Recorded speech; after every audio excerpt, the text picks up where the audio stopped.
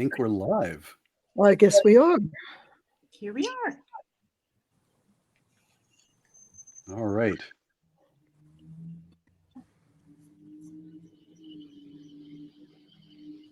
Okay, so I guess we start with introductions. Why don't you start, Ivo? Yeah, Okay, great. sure. So I am one of the old timers in this, and that I've been a witch since the 70s. Actually encountered my first real live in-person witches while I was still in high school, which was pretty amazing, and explored many things, and eventually found my way to being one of the founding members of a tradition that's been around now since 1984, 14 covens. And I'm going to say that we are part of the evolutionary tree of what Wicca is, but most people say there are 1,000 things. I've written a bunch of books. Google me with a name like Ivo Dominguez Jr. It's pretty easy to find and to think it's probably me, because if it's Spanish literature or politics, it's my dad writing. I am also an astrologer as well as a witch, because I had the good fortune of witchcraft and astrology meeting me at almost the same time. I was learning astrology from a lovely woman named Ellen Reardon back in the early 80s, after I'd only been a witch for a couple of years. So in my head, these things were always connected, but I sadly discovered when I went out into the broader witchy, pagany, heatheny, poly P words, a la Tempest's coinage, it wasn't the case. A ton of witches didn't know anything really about astrology, so a part of my mission has always been get more witches involved in astrology. So who wants to go next? I will. Okay, go. Oh, sorry. Just Yeah, hi, everybody. I'm Thorn. I'm a Gardnerian priestess. Probably like a lot of folks here who are maybe my fellow elder millennials or older Gen Z folks, discovered Wicca and witchcraft and paganism in the 90s through pop culture. And just kind of took it from there, reading a lot of books. It was super cool to then start writing for Llewellyn myself. I've got a couple of books out. So anyway, super pumped to be here. I live in North Carolina. I'm a coven leader. You've probably seen me on YouTube or TikTok, just kind of all over social media. That's something I'm really interested in and passionate about. And I'm kind of like what Ivo was describing. I came to astrology really late in my practice as a witch. It wasn't a big part of my training. And I came in through studying planetary magic, particularly working with things like planetary hours, relatively simple things. Was really startled by the effectiveness of that sort of magic and wanted to learn more. And of course, I started with my sun sign. Don't we all? Should we go on? I'll go. We're going clockwise here, I guess. Hi, everybody. I'm Tempest, or Laura Tempest Zakroff. I am an artist. I'm an author. Gemini Witch, I think, is number 11 in the series. You might have heard of me from such works as We the Liminal, Sigil Witchery, though most recently Anatomy of a Witch, and The Oracle, which came out in August. And oh my God, it's like been crazy. Visual Alchemy came out. I was gonna say last month, but we're in December. We're summer, y'all. What is time? And so I have been a modern traditional witch since also the 90s. The 90s was a great time for witchcraft. Yay! I'm currently residing in Rhode Island, up in New England. If folks who don't know where that is, it's somewhere between Boston and New York. Depending on how you drive, you might hit it. And for me, astrology, it's been kind of a part of my practice, not to say a deep dive, but I've always found it very handy, especially when I was doing readings professionally, of asking somebody what their sun sign was. Because if you have a very short reading where you're doing 5, 10, 15 minutes, an hour, whatever it is, and you don't know who this person is, it often gives a bit of insight for how they're going to react. Are they going to be more emotional? Are they going to be more action oriented? They're going to have problem making decisions. So that often gave me a very quick read into them and offer them insight in a short amount of time. You done? Okay. My name's Diotima Mantineia, and unlike Am I echoing? Let's do this. How's that? That's good. Better? Okay. So unlike Ivo, I did not come to astrology and the craft together. I started studying astrology in 1969. Yes, I'm old. And I didn't find witchcraft until the mid 80s. And as you can imagine, having already spent 15 or so years studying astrology, I became the resident astrologer in any kind of group that I ended up in, which was fun. And in the late 80s, 89, I opened a little metaphysical bookstore, and soon after that, I hung my shingle out as a professional astrologer. I worked as one of the editors at the Witch's Voice, witchvox.com, as you all may recall from many years ago. And so I did a lot of editing of writing before I really got into doing a lot of writing myself. I wrote some essays for Witchvox and edited other people's essays. And then I guess it was probably in around 10 years ago that I started an astrology blog at my website. And then I wrote a book a couple of years ago that Llewellyn published called Touch the Earth, Kiss the Sky. And this is my second book, and I'm really pleased about it because, hey, I'm an Aries.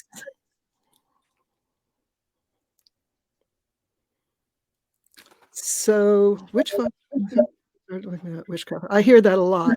Witchcraft was one of the first places a lot of people started learning about witchcraft. Yeah. And so it's like, okay, so the question about what our signs are and what was the inspiration for the sun sign series? I'll start with the sun sign series.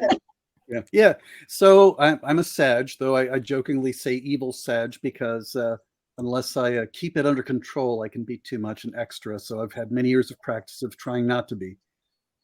But the sun sign series honestly happened because Lisa Gallo called me and said, "Hey, are you up for a Zoom?" And I said, "Sure," because I'm also very extroverted and I love to talk to people, and she's amazing to talk to.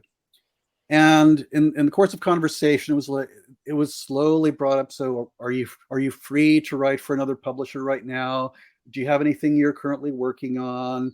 And it turned into, so I said, so are you looking for a series on the 12 signs, or are you looking for a series on the planets? And her eyes got big and she said, the signs, even though I think either would have been really good for other reasons. And because I'm crazy, I said yes, because I'm writing about half of each of the books. And then the person who is of the sign is doing pieces that really speak to the experience of being a witch of that sign in a very direct way, and then shorter pieces as well. But I'm also writing shotgun on making sure the short pieces happen and rounding up all the people. So I'm kind of like the story arc manager for this thing, which is really about trying to introduce witches to the idea of using their sun sign as one of their roots of their magic, while at the same time not falling into the trap of saying this is the be all end all and this is everything that you are, which is one of the things that annoys the crap out of me when I run into it in social media for a variety of reasons. We are complex beings. Mm-hmm. And so far, I'm just amazed at the cool stuff that people have written and come up with that I'm really looking forward to seeing the whole thing complete, because I've enjoyed every piece of it. So these are the three first co-authors. Yay. Yay. Shall we go in sun sign order? Sure. Well, I already did. I already said me. I'm an Aries. But I'll ask you a question then. Okay. So, were you immediately on the job, getting to work as soon as you heard about this? You know I was, Ivo. So what I'm going to just say as a side note, my experience has also been that as I'm approaching writers, and especially the people for the short pieces, it has been true to sign. All the Aries answered immediately. All the Geminis had additional questions. All the Tauruses had very practical concerns. All the Cancers I had to cajole to convince they weren't revealing too much. It's been like it's been like their sign is showing up simply in the process of arranging the books. Well, I've always felt that the sun sign is really the core of who we are. So that doesn't surprise me in the least. I kind of jumped right into it, and then I sort of got set back because I realized that I really needed to think about what was going on with the way my astrology and my magical training came together, and how that might help other Aries work their magic a little better and bring those two things together. But it was fun. I really enjoyed doing this book. That's so funny, Ivo, because I remember when you asked me, I was like, no, man, I need like a word count. How many chapters are we talking? What? All the practical stuff. Yes. And I was also like, for anybody who's followed me online for any length of time, I'm not known for like astrology content. My perspective is very skeptical about everything. And I was telling Ivo this, and he was like, literally, that's the most Taurus thing I've ever heard. Like, shut up here. He's like, you can't help it. It has nothing to do with whether or not you choose. Like, there's stuff that is just kind of going to be like kind of intrinsic that's going to come out. So go ahead and be skeptical. See what happens, Taurus. We'd rather you were you. Well, I think that comes through. Yep. I'm going to say something about the wonderful Laura Tempest Zakroff before she speaks. I will say that more than once in the process of who do we ask to do this, I said, Laura's kind of like the poster child for Gemini.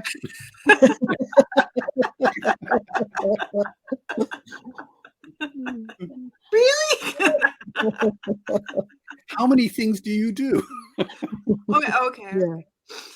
Yeah. Yes. This is Simon, everybody, by the way. I don't know what his sign is because I was not around when he was a kitten.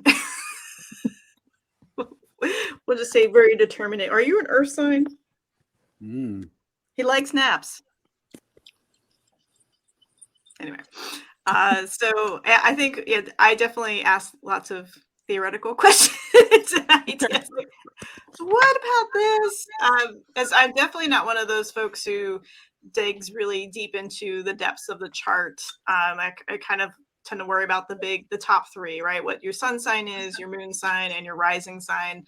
And when folks really dial in deep, I go, "Ooh, I'm a little nervous." I kind of let the universe flow at me, and kind of surf out the moment, rather than too much planning ahead. Mm-hmm.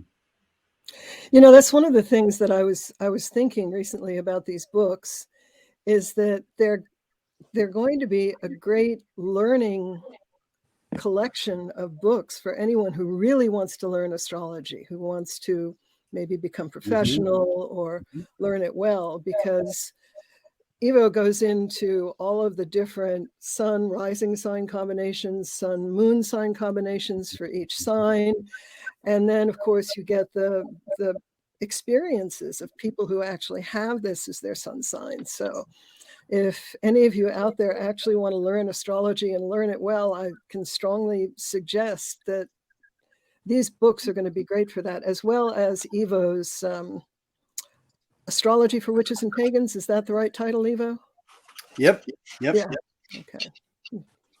Which was written specifically because, honestly, the vast majority of books on astrology are not focused on witchcraft, focused on paganism. Most astrologers, though, I mean, there's an overlap between the communities, but that's not the perspective. And there's very little ritual or magic until recently. Now it's beginning to change, but until recently, there's been very little ritual and magic that's spoken of in astrology circles. So that's a significant change. So, why is sun sign important to our practice? I'm going to say one thing about it, and maybe other folks can jump in as well. Think of the sun as being the core of you, being the source of light within you, just like the sun in the heavens.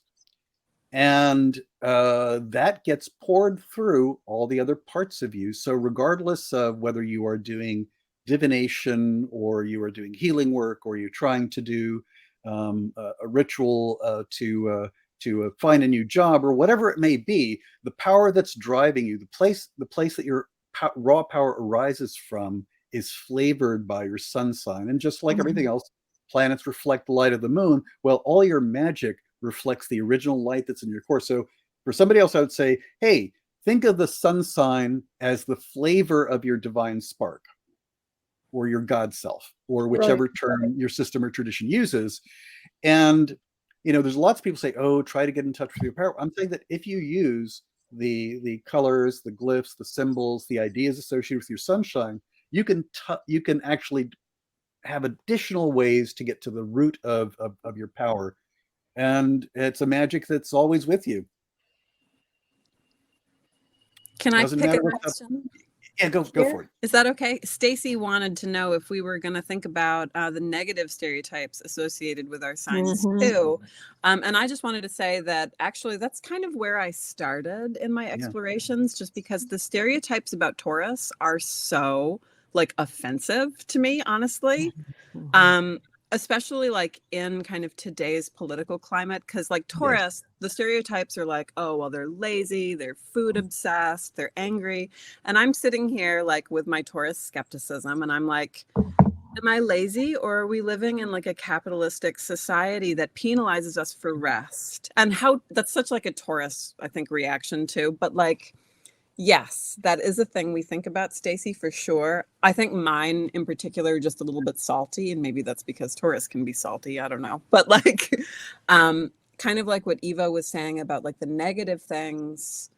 To me, it's much more helpful to think about these as proclivities. So it's not that Ivo is inherently prone to evil because he's a Sagittarius, right? I'm sure there's other factors involved there, right? We're very suspicious. It's more to me, because somebody like Taurus is so rooted in the experience of the body and the idea of materiality, that sort of inherently is going to have all kinds of things lumped in that box, like food or sex or being an athlete or being lazy, or all of that stuff gets jammed in the box because it's tied to physicality in the body. So instead of thinking of it as positive or negative. Yeah, I was thinking about, I saw that question. I was thinking about that too, because I realized when I was writing the book, actually, how much my magical training helped me sort of file off some of the rough edges of being an Aries, because some people walk in where angels fear to tread. Aries barge in brandishing a sword. So I learned to hold back some of that fire, keep it in the fireplace instead of burning down the house. And I also learned to strengthen I learned to value and strengthen the good aspects of being an Aries through the discipline of my magical training, the meditation, the inner work, and the feedback from my teachers. So I felt that I realized that had actually, looking back, I realized how helpful that had actually been. Especially, I think, with these books, if people are how's it going to help when we do address the stereotypes, and well, why are those stereotypes sometimes true, sometimes not, and how to use your gifts to the best ability, as well as to be aware of where the possible problems can be, so that you can avoid and work with them. Both work, accentuate your strengths and help to build the buffer up, where you're dealing your weaker points, or the things that we tend to just oh, that's because I'm a Gemini, I'm just not going to work on that, right? So getting to deeper work on that. One thing that's cool that I wanted to throw out real quick too, just because several folks have asked about things like rising signs or placements, and all of that stuff is included too. So like, I'm not just a Taurus, I'm a Taurus with a moon in Capricorn, which has its own kind of thing happening. And it's cool, like there are lengthy sections about those things too, because you're not just your sun sign, of course. There's a whole lot of other stuff going on. So they might be useful too. Like, I'm totally going to pick up the Capricorn book for myself too, and Cancer, but like, I'm totally going to do that because you're not just your sun sign. That's very true. And someone asked too, I have found that not only the sun sign, but the house placement is very important. Sure. Yes. And yes, it is important, but not definitely important. But I find that the sign is, I look at the sign before I look at the house, frankly. And one thing somebody asked about the elements, and there's a lot of talk about the 4 elements in the book. And for witches that aren't fully accustomed to it, you expand the number of crayons in your box, because it's not just 4. You now are dealing with the elements plus their modalities of cardinal, fixed, and mutable. And that's addressed in a magical fashion, especially the modality of your moon sign and element make a big difference in things. So you come away with a different way of working with the elements if that's going to be something new for you. Absolutely. Stereotypes. Yeah. You know, I'm going to say that astrology is not culture free. And when you look at any book on astrology or any book about magic, you pick up the culture, the politics, the perspectives, the limitations of experience of the person who wrote it. And one of the things that's good about the series is you've got lots of different voices and a fair amount of diversity. And in the short pieces, I wish the books could have been longer, but things are what they are, so that you actually get a sense of all the different ways. And I'm going to say that there's a quick way to think about the weaknesses and strengths of any sign. I've had all the genetic things done. You know what? I'm not bound by my genetics, but I learn something from them. I know which things my body is prone to do or not do, in the same way that we are not bound or limited by our form, but being aware of our form gives us freedom to be much more creative in how we use it. Yeah, and that's something that becomes very obvious to anyone who reads charts for other people, is that you can't just, if you're looking at a chart, honestly, it could be the chart of a chicken. I have chickens. And it is and people feel that astrology is some kind of deterministic outlook on life, which is as far from the truth as you can get. Astrology gives you an idea of what you have to work with, as Ivo said, but it is the soul that drives the chart. The chart does not drive your life. Yes.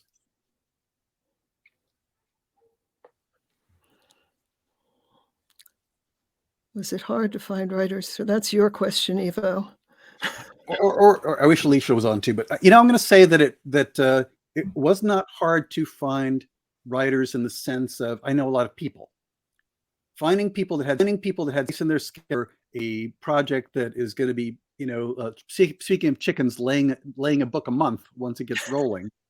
That part was difficult. People that would have time in their schedule. Though I will say, there were a ton more. If we look at proportions, there were many more air signs available to write. Surprise, surprise. Surprise, surprise. And the Cancer was very difficult, but that was because of, but the point is, you could see that there were glitches or pluses in terms of availability, but there's writers in every sign. There's not like this is the sign of writers.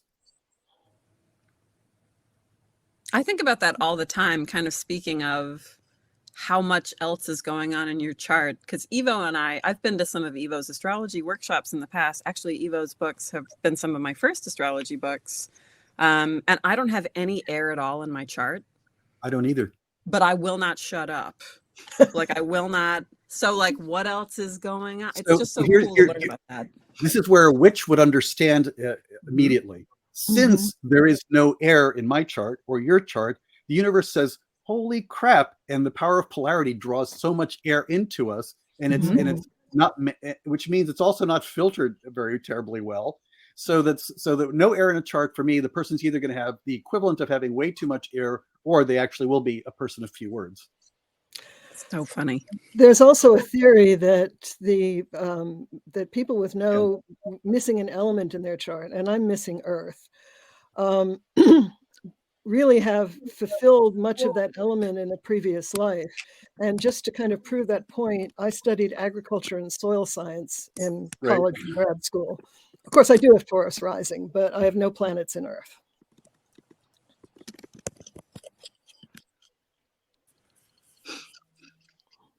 There's a side thread about chickens happening. I know. There's great stuff happening in this comment. I immediately saw it too, the chicken Kabbalah thing. You know, I'm going to say that part of the problem with astrology, which just keeps a lot of people away from it initially, is that looking at the Kabbalah, chicken Kabbalah popped me into that. Astrologers are used to writing in astrologies for other astrologers, and it's not really accessible to people outside the field. Even worse than reading books on alchemy or more esoteric kinds of witchcraft. So I think what I'm hoping this will generate is a lot of conversation that speaks to the ideas of astrology without necessarily having all the jargon of astrology, because you can always pick that up later if you develop an interest. And I hope some of you do. I had such a hard time when I started writing my blog, making it understandable and yet, you know, keeping the technical stuff, because man, I love the technical stuff. So I finally came up with a way of doing it where I take the technical stuff, I put it in italics, and I put it in an entirely separate part of the post, and then write the rest of the blog for people who don't understand astrology. Because you're absolutely right. The technical stuff, and it can get very, very technical, really turns people off, and understandably. Alicia asks or points out, what is all in the book? The rundown of chapters, contributions. Oh my God, I'm having a hard time with words today. Tempest is a writer, everyone. I make good words. They're pretty. Mars retrograde in your sign, Laura. So we'll forgive you. You know, I'm also going to say that every book's going to be different, even though they were designed to mirror each other and be within like 5% word count of each other, so they're actually a set. Because every writer is even taking the same writing prompts, takes it in a completely different direction. Plus the short pieces, which were contributed by a lot of people. But you know, there's how the sun powers your magic, what magic witchcraft comes naturally to your sign, a bunch of different kinds of magical correspondences. People, places, things, cleansing and shielding, what sets us off, how we're affected by our moon sign, tarot correspondences, your most fill in the sign moment, influence of your rising sign. There's also a recipe for each sign in the books, recharging and self-care, but don't blame it on your sign, which can be taken a ton of different ways. A guidance ritual to be in touch with the spirit of the sign, because these signs are also beings or entities. The way forward, and a scad of recipes and spells. So there's a lot going on in each book, and though they are structurally similar, content-wise, they're pretty divergent. One thing I thought was really cool too is that they contain biographies of other occultists or practitioners of that sign. It's just kind of a fun way to learn more about history, because I think talking about that stuff isn't something that people automatically think of. It's cool to know who else has the same sun sign as you, just like for fun, and because maybe give them some perspective on their work. What else we got? And yes, I talk a lot about the stereotypes and kind of the negative stuff. I took that prompt. I had some feelings. So as well you should. I sure,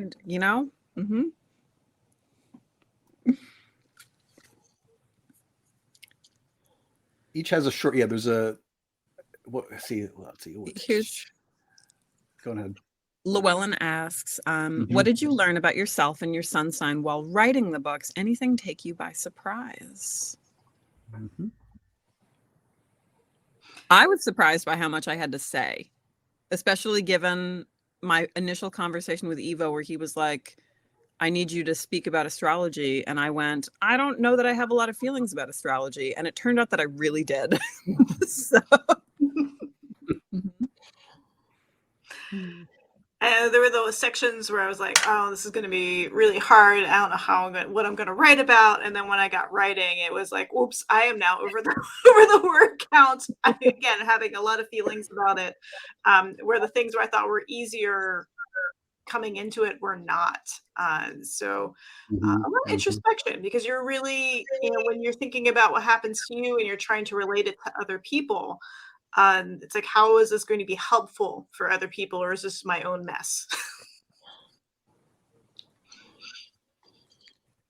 I guess really the most surprising thing for me was remembering how many intersections I've had with fire in my life, which is, of course, the element of Aries, and how much I love working with fire. I guess I hadn't really thought about it all that much, but yeah, there's a lot of fire in my magic, and there's some stories in the book about some problems I've had with fire as well. One thing too, I'm sorry, while I'm thinking about it, I was able to reflect on the previous books that I have written and see where I was embodying these things that I was writing about, because I never really put a ton of stock in, like, my tendency to be like hyper pragmatic, hyper concerned with, okay, but what are witches actually going to do when they read this chapter I just wrote? I didn't think of that as like a kind of stereotyped, like, Taurian thing until going through this exercise. There's a few conversations happening about folks, sharing birthdays with famous or infamous people.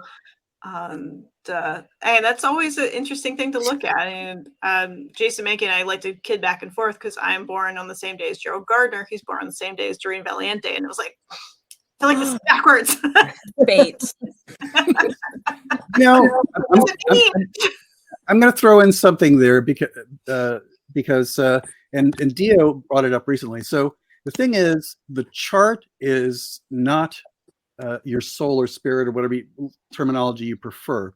So the being, or think of it as a musical instrument, and those are the keys, and these are the resonances in it. You can play a lot of different songs on the same chart. I have the same birth chart very closely to one of my friend's brothers. I mean, we were born same day, close to the same time, different latitudes, so there's some differences in our chart. And you know what his day job was for many decades? He was a mercenary. He was a soldier of fortune, killing people and doing all sorts of crazy shit. And here's the thing. It's me, except I choose to do battle in different things. I've always been organizer and a activist, and I've been available to do a variety of things. So I also have the world's worst temper, which every day I'm not kidding. Every day my mantra begins with more Jupiter, less Mars. More Jupiter, less Mars. Remember that.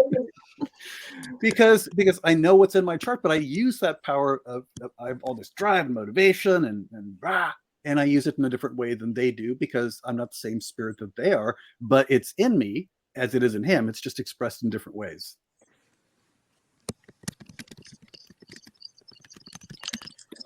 Okay, we're running out of time. One more question.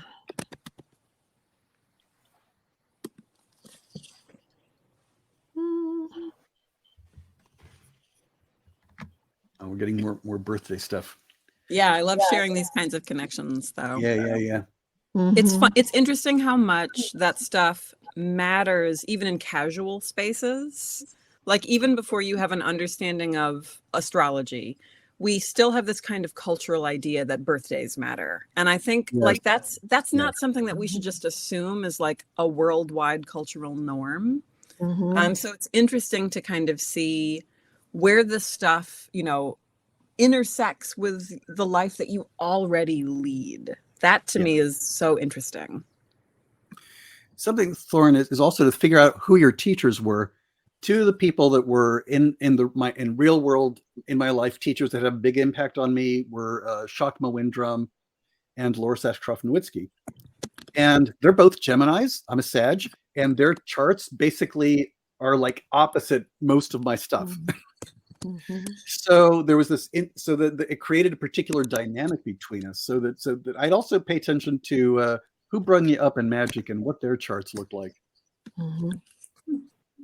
That's a cool thing to think about. That's another way to think about lineage. This is, excuse me while I descend into Taurus for a second. Like, that's a perfect, like, we tend to talk about like initiation as being the tie to lineage, but it's also who you're reading, who your teachers are, what context you're learning in. How cool.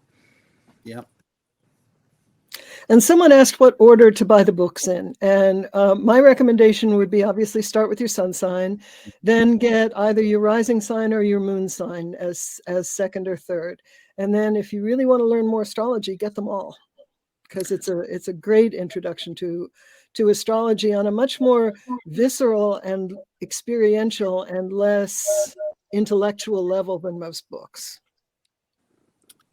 Llewellyn. Oh, I'm so sorry, Ivo. I keep talking. No, I was going to say there's a lot of spells that you'll find useful as well. Absolutely. I just wanted to note there's a final question here. What is the one thing that you want folks to know about our sun signs and our witchcraft?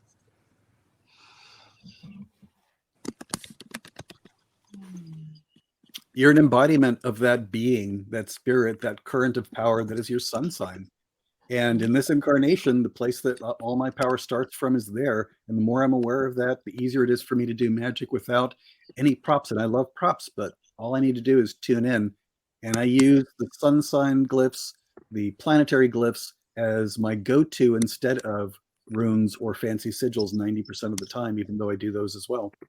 Mm-hmm. Yeah, I mean, witchcraft and magic are about empowerment, personal empowerment, and the sun sign is sort of the engine of power that drives you. So those two come together, and you can learn to make more of the energy of your sun sign. You can empower your sun, and your sun empowers your magic. It's a blending of those two things.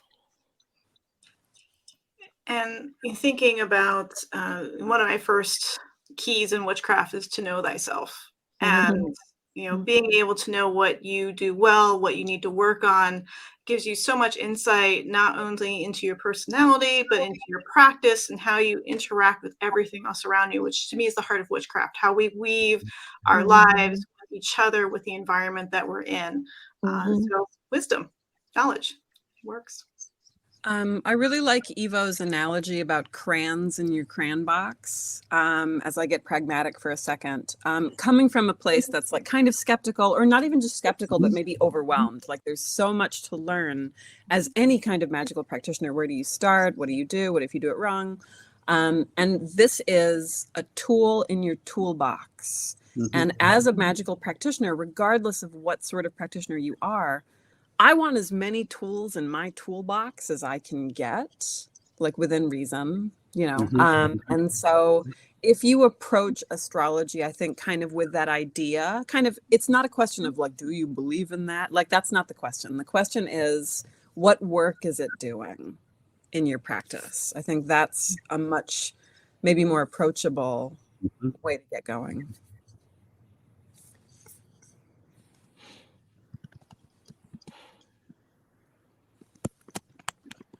Well, I know we're over time.